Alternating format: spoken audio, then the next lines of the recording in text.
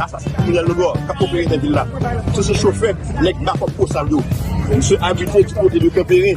Je prends monsieur en dans la chez les villas. Je suis un assassin criminel, d'ailleurs, monsieur PAE, et en privé, je suis capable de mourir, monsieur a parlé. Donc, actuellement, monsieur absent.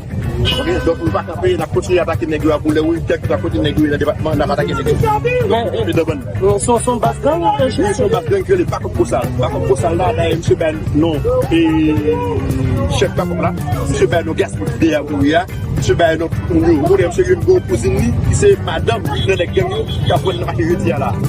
Ok, donc, bientôt là, et SDPJ Sud, le conseil SDPJ Libre, et à Machis Cousine, pour faire expliquer. Donc, nous ne pas camper, nous avons Komisè Muscadin, nous avons Daniel Voltaire, nous avons Komisè Charles-François, directeur de la police libre, la bataille sans camper, le conseil Komisè Lyon. Qui va donc prendre le commissaire? Qui va donc prendre le commissaire du côté du cabinet? C'est un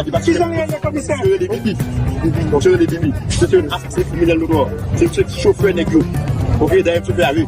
Je sais pas faire l'autre bagarre que prise dans la ville là, pour un monde à séparer l'argent en bas. Ok? Semble que mon cas, mon n'a pas son bonne fête de Noël. Bonne fête.